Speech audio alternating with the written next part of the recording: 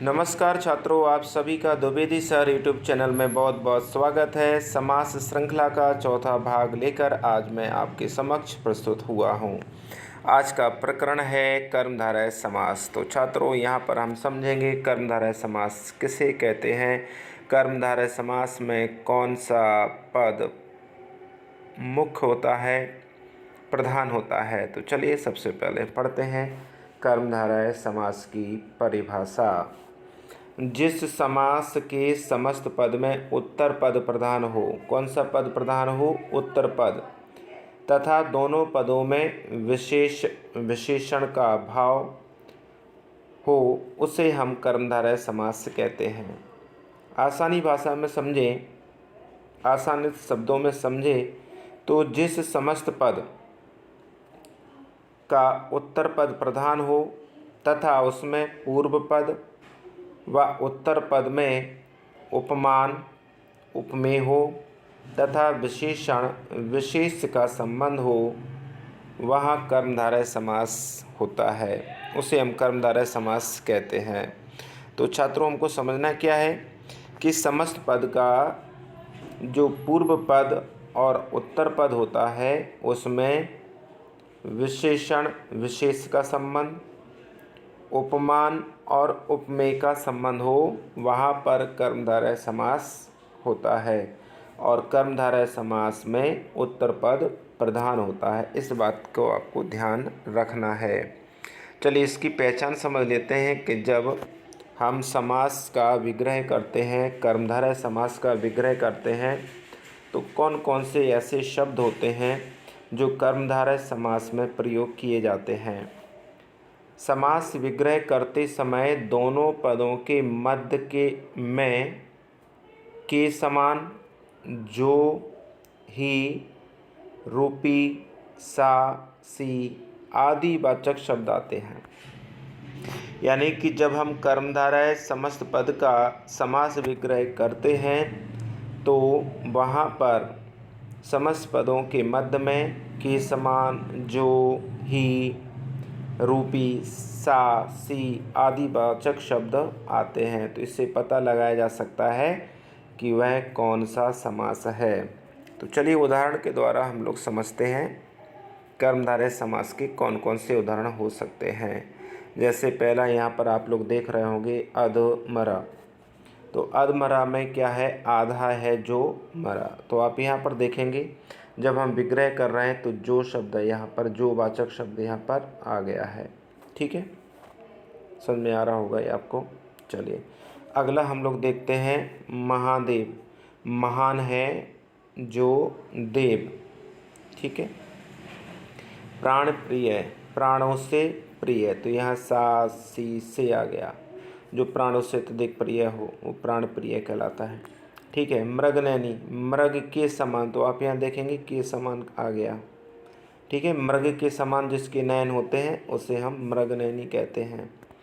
ठीक है छात्रों, चलिए अगला देखते हैं विद्यारत्न।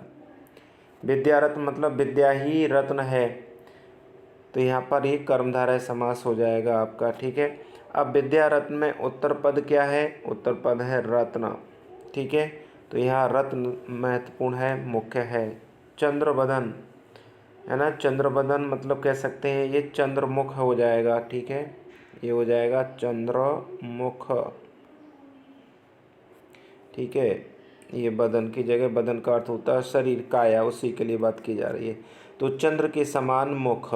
ठीक है, तो यहाँ पर भी देखेंगे आप के समान वाचक शब्द आ गया, यानी कोई मुख है उसको चंद्रमा के समान बताया जा रहा है।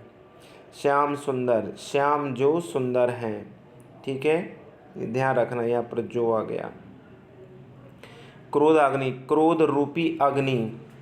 ठीक है, अगला देखते हैं नीलकंठ। जब आप नीलकंठ देख रहे हैं, नीलकंठ कैसा है, नीला है, तो नीला यहाँ पर क्या हो जाएगा, विशेषण है ये। ठीक है, तो विशेषण, अभी विशेषण किसकी बताया जा रही है यहाँ पर, कंठ की, तो कंठ हो जाएगा आपका विशेष। कंठ क्या हो जाएगा आपका, विशेष। तो कर्मधारय समास की ये भी विशेषता है कि जिसमें पूर्व पद विशेषण हो और उत्तर पद विशेष हो, वहाँ पर आपका कर्मधारय समास होता है। ये देखो महापुरुष तो महान है जो पुरुष, पुरुष यहाँ पर विशेष हो गया, महान आपका विशेषण हो गया। ठीक है। महाकाव्य, महान है जो काव्य, ठीक है, महान है जो काव्य, तो यहाँ पर महान शब्द भी विशेषण है और काव्य की विशेषता यहाँ बताई जा रही है, काव्य विशेष हो गया। तो इस प्रकार से समस्त पद के पूर्व पद और उत्तर पद में विशेषण विशेष उपमेय और उपमान का संबंध हो, वहाँ पर कर्मधारय समास होता है। आप यहाँ पर अन्य एग्जाम्पल भी देख पा रहे होंगे, जिसको समझ लेते हैं। दुर्जन, दुष्ट है जो जन है ना, उसको दुर्जन कहते हैं।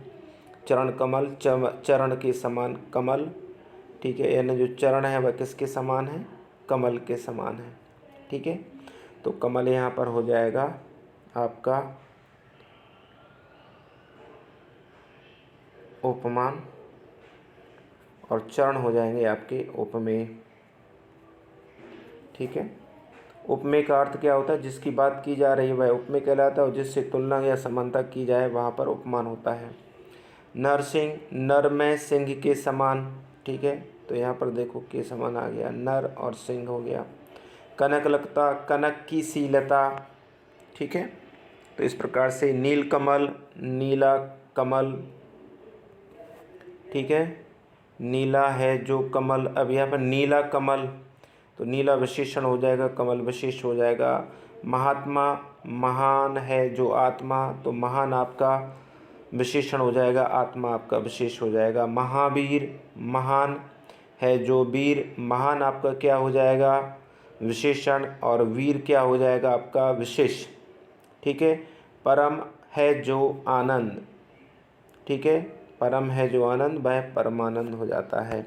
तो इस प्रकार से छात्रों यहाँ पर आज की वीडियो में मैंने आपको कर्मधारय समास की परिभाषा, उसकी पहचान और उसकी कुछ महत्वपूर्ण उदाहरणों को समास विग्रह के साथ साथ विग्रह करने के पश्चात उसमें कौन कौन से वाचक शब्दों का प्रयोग किया जाता है उसकी भी जानकारी दी। तो छात्रों, आपको आज का वीडियो अच्छा लगा हो तो मेरे चैनल को सब्सक्राइब करिए, लाइक करिए, अधिक से अधिक शेयर करिए। यदि कोई छात्र पहली बार मेरे इस यूट्यूब चैनल पर विजिट कर रहा हो तो वह मेरे चैनल को सब्सक्राइब अवश्य करें और बेल आइकन दबाना न भूलें, क्योंकि बेल आइकन यदि आप प्रेस नहीं कर पाते हैं, नहीं दबा पाते हैं, तो समय समय पर मेरे द्वारा जो वीडियो अपलोड किए जाते हैं उसकी सूचना आप तक नहीं पहुंच पाएगी। ठीक है, समय पर आपको वीडियो मिले इसके लिए आपको बेल आइकन को दबाना अति आवश्यक है। तो छात्रों, एक बार फिर आप सभी का बहुत बहुत धन्यवाद। नमस्कार।